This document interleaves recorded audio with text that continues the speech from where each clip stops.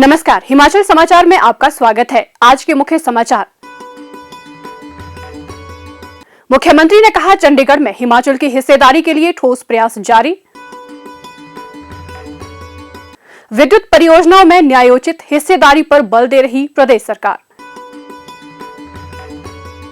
सरकार की योजनाओं का लाभ उठाकर युवाओं के उज्जवल भविष्य के सपने हो रहे साकार।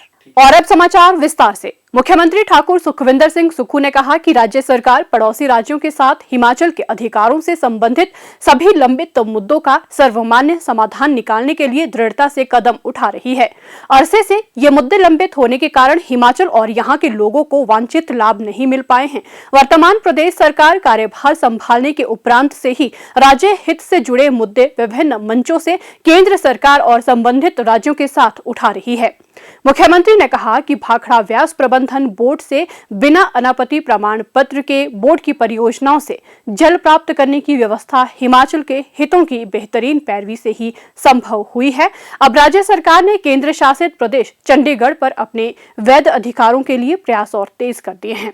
उन्होंने कहा कि पंजाब पुनर्गठन अधिनियम 1966 स्पष्ट रूप से चंडीगढ़ में हिमाचल प्रदेश को 7.19% हिस्सेदारी का अधिकार देता है। प्रदेश को शुरू से ही इस अधिकार से वंचित रखा गया है, जो हिमाचल तथा यहाँ के लोगों के साथ अन्याय है। अब राज्य सरकार चंडीगढ़ में 7.19% हिस्सेदारी सहित राज्य के सभी वैध अधिकारों को प्राप्त करने के लिए विभिन्न मंचों पर अपनी आवाज बुलंद कर रही है। राज्य सरकार ने इस मामले से संबंधित सभी पहलुओं पर विचार करने के लिए मंत्रिमंडलीय उप समिति का गठन किया है। उप समिति द्वारा विस्तृत चर्चा के उपरांत मंत्रिमंडल के समक्ष रिपोर्ट प्रस्तुत की जाएगी। सरकार मंत्रिमंडलीय उप समिति के निष्कर्षों और सिफारिशों पर विचार करने के बाद आगे की कार्रवाई करेगी। मुख्यमंत्री ने कहा कि राज्य सरकार बिजली हिस्सेदारी में अपने बकाया की वसूली के लिए सभी विकल्प तलाश रही है। उन्होंने कहा कि सर्वोच्च न्यायालय ने नवंबर 2011 में प्रदेश में बीबीएमबी की सभी परियोजनाओं में 7.19% बिजली हिस्सेदारी देने का निर्णय दिया था। वर्तमान में हिमाचल को अपना हिस्सा तो मिल रहा है, लेकिन राज्य को 13,066 मिलियन यूनिट बिजली का बकाया अभी भी जारी नहीं किया गया है। इसके अलावा राज्य ने प्रदेश में स्थापित सभी बीबीएमबी परियोजनाओं में न्यायोचित ढंग से अपनी बिजली हिस्सेदारी बढ़ाने की भी मांग की है, क्योंकि राज्य के प्राकृतिक संसाधनों के उपयोग से ही इन परियोजनाओं के माध्यम से विद्युत उत्पादन किया जा रहा है। मुख्यमंत्री ने कहा कि बीबीएमबी की बिजली परियोजनाओं से वर्तमान में पंजाब को 51.8%, हरियाणा को 37.51% और हिमाचल प्रदेश को केवल 7.19% बिजली आवंटित होती है। उन्होंने कहा कि भागीदार राज्यों द्वारा हिमाचल प्रदेश के लिए उदारता पूर्वक हिस्सेदारी बढ़ाने पर विचार किया जाएगा, क्योंकि इन बिजली परियोजनाओं के निर्माण के कारण प्रदेश के हजारों परिवारों को विस्थापन का दंश झेलना पड़ रहा है और प्रदेश के हजारों हेक्टेयर भूमि जलमग्न हो गई थी। उन्होंने इन परियोजनाओं में भागीदार राज्यों के बीच समान वितरण की आवश्यकता पर बल दिया। उन्होंने दोहराया कि राज्य सरकार प्रदेश का उचित हिस्सेदारी प्राप्त करने के लिए दृढ़ता से कार्य कर रही है और न्याय मिलने तक राज्य के मुद्दों को विभिन्न मंचों पर पूरी शिद्दत से उठाया जाएगा। युवा राष्ट्र की अमूल्य निधि है। युवाओं के कौशल संवर्धन के साथ संगठित और असंगठित क्षेत्र में रोजगार और स्वरोजगार के अवसर देने के लिए सरकार नवोन्मेषी कदम उठा रही है। विभिन्न योजनाओं का लाभ उठाकर युवा अपने सपनों को साकार कर रहे हैं। स्वावलंबन की राह में आगे बढ़ने का इरादा रखने वाले उद्यमशील युवाओं के प्रयासों को सरकार का साथ मिल रहा है।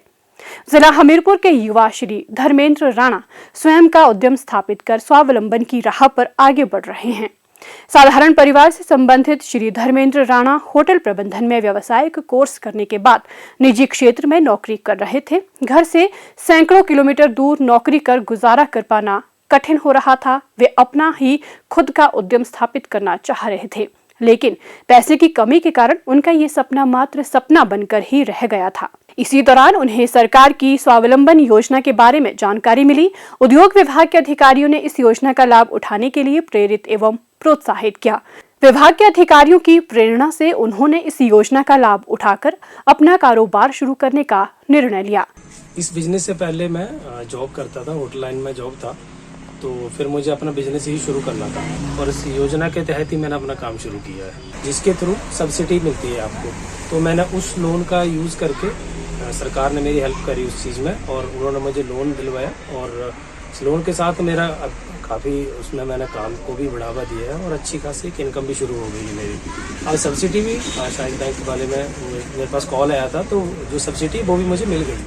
योजना के तहत श्री धर्मेंद्र राणा को बैंक से 10 लाख रुपए का लोन और इससे संबंधित सब्सिडी मिली। उन्होंने हमीरपुर शहर के निकट पक्का भरों में गाड़ियों की एसेसरीज और अन्य सजावट सामग्री का कारोबार शुरू किया तथा इसके साथ ही प्रदूषण जांच केंद्र भी स्थापित किया। आज वे अपने इस उद्यम से अच्छी आय अर्जित कर रहे हैं। घर के पास ही अपना उद्यम स्थापित करने के साथ साथ अन्य युवाओं को भी रोजगार दे रहे हैं। विभिन्न कल्याणकारी योजनाएं युवाओं के हुनर को पहचान और समाज में नाम दिला रही है। सफलता की ये कहानी नवोदित युवा उद्यमियों का मार्गदर्शन कर रही है और हिमाचल की विकास यात्रा को प्रदर्शित कर रही है। इस विकास यात्रा में नित नए नाम जुड़ रहे हैं जो लोगों के जीवन में आ रहे सकारात्मक बदलाव और समृद्धि को प्रदर्शित कर रहे हैं। हिमाचल समाचार देखने के लिए सब्सक्राइब करें यूट्यूब चैनल हिमाचल समाचार, फॉलो करें ट्विटर @DPRHP, लाइक करें Facebook page information and public relations department Himachal Pradesh, visit करें वेबसाइट www.himachalpr.gov.in। इस अंक में इतना ही। कल फिर होगी मुलाकात। दीजिए इजाजत।